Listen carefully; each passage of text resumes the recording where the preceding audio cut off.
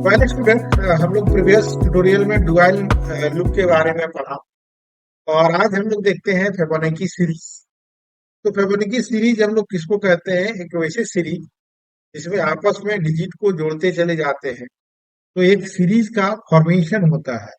उस सीरीज को हम लोग फिबोनाची सीरीज या फिबोनिक सीरीज के नाम से जानते हैं। तो चलो देखते हैं बच्चों, हम लोग कैसे जोड़ते हैं। तो जैसे कोई हम लोग यहाँ पर शुरू करते हैं हम लोग 0 और 1 से। तो अब इसको जोड़ो तो 1 होगा। अब ये 1 और 1 को जोड़ो तो 2 होगा। 1 और 2 को जोड़ो तो 3 होगा। 2 और 3 को जोड़ो तो 5 होगा। 3 और 5 को जोड़ो तो 8 होगा। 5 और 8 को जोड़ो तो 13 होगा। 8 और 13 को जोड़ो तो 21 होगा। 13 और 21 को जोड़ो तो 34 होगा।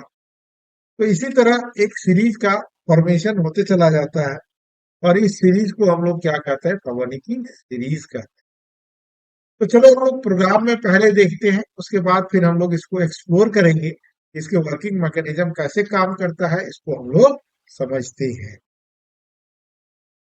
तो अब यहाँ पर हम लोग इंट a इक्वल टू 0 है, b इक्वल टू 1 ले लिए, c इक्वल टू 0 है, n इक्वल टू 3 लिए और t टर्म हम लोग ले लेते हैं यूजर से ही। प्रिंट है इंटर टर्म या टर्म जो भी लिखना है। अब यहाँ पर स्कैनर परसेंटी एट एन। अब हम लोग यहाँ पर लिखो डू करो। सबसे पहले अब हम लोग लिखेंगे print F percent d, a का वैल्यू हम लोग यहाँ पर प्रिंट कराएंगे। Then print F percent d, यहाँ पर बी दे दिया। अब हम लोग लूप स्टार्ट करेंगे बच्चों। C equal to A plus print F percent D, अब सी हो गया। अब A equal to B, B equal to C और एन प्लस प्लस। अब यहाँ पर हम लोग लूप लगाएंगे while n is less than equal to t. Control s कर लेंगे। अब चलो इसको हम लोग कंपाइल करते हैं। तो अब यहाँ पर हम लोग कंपाइल किए, थोड़ा सा वक्त लगता है, सिस्टम थोड़ा स्लो हो गया है। अब हम लोग यहाँ पर टर्म देंगे, मान लो हम लोग 5 दिया। अब ये देखो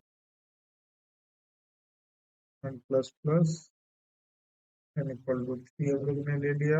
एन का सॉरी यहाँ टी हो जाएगा। तो हम लोग यहाँ पर गलत टाइप कर दिए थे, एन ले लिया था। अब हम लोग ने यहाँ पर ले लिया, करेक्ट कर लिया।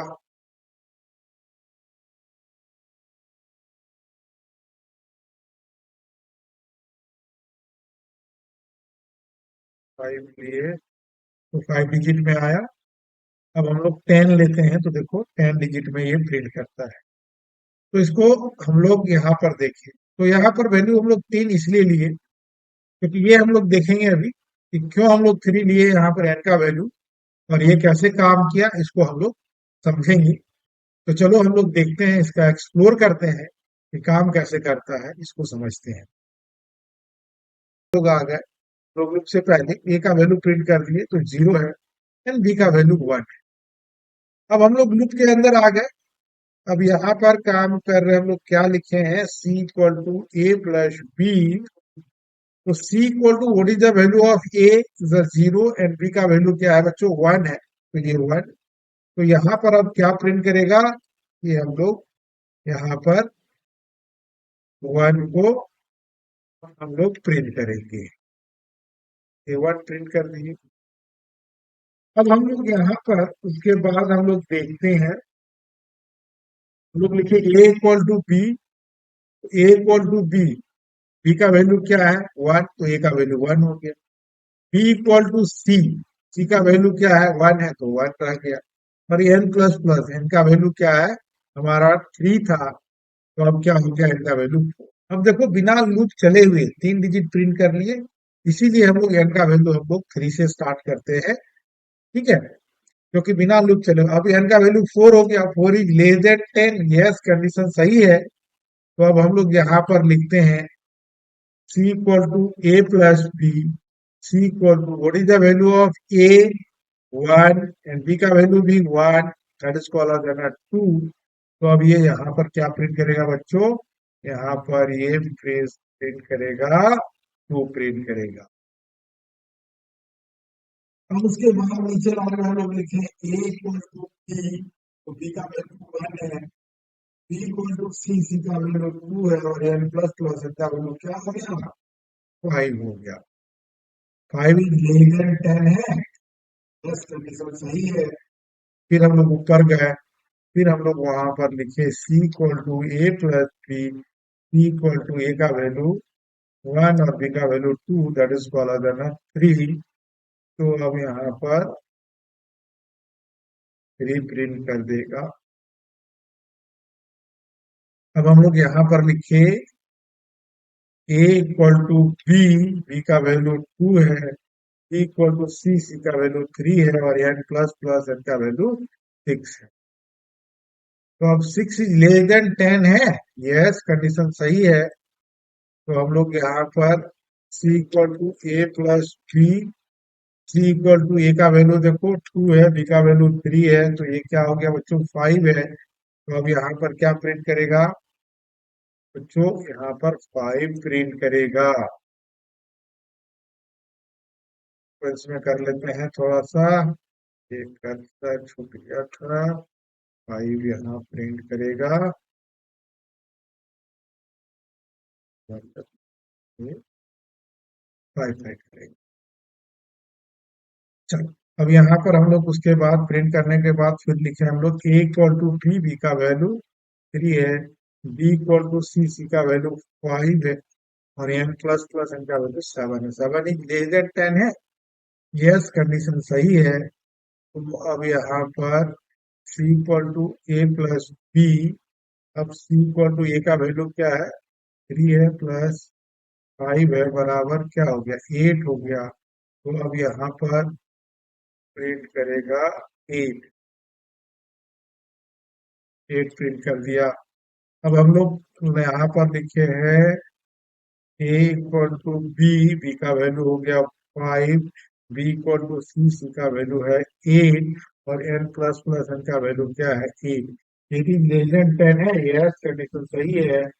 फिर हम लोग ऊपर गए, तो c equal to a plus b, c equal to a का वैल्यू क्या है, 5 प्लस 8 बराबर 13 हो गया। तो यहाँ पर अब हम लोग क्या प्रिंट करेंगे बच्चों, 13 प्रिंट करेंगे।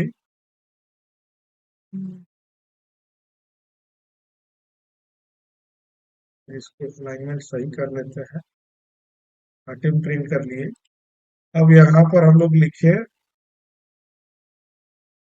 a equal to b, b का वैल्यू 8 है, b इक्वल टू c का वैल्यू 13 है, और n प्लस प्लस n का वैल्यू 8 के बाद क्या हो जाएगा, 9। 9 is less than 10, yes condition सही है, कंडीशन सही है। तो फिर हम लोग ऊपर गए, अब यहाँ पर लिखे c equal to a plus b, तो c इक्वल टू a का वैल्यू बोलो 8, b का वैल्यू 13, दैट इज कॉल्ड है ना 21। तो अब यहाँ पर क्या प्रिंट करेगा, 21 प्रिंट कर देगा यहाँ पर। अब यहाँ पर आया, अब a equal to b, b का वैल्यू तो 13 है, b इक्वल टू c 21, और n प्लस प्लस n का value 10, 10 is less than equal to 10, yes condition सही है। एक बार चलेगा लोग अभी, तो c equal to a plus b, c equal to a का वैल्यू बोलो बच्चों 13 प्लस 21, दैट इज कॉल्ड 34। तो अब ये क्या हो जाएगा यहाँ पर, 34 हो जाएगा। अब आगे लूप तो चलेगा नहीं। तो इस तरह हम लोग ने देखा प्रॉब्लम की सीरीज। और अधिक जानकारी के लिए हमारे सेंटर को विजिट करो, हमारे चैनल को सब्सक्राइब करो, लाइक करो।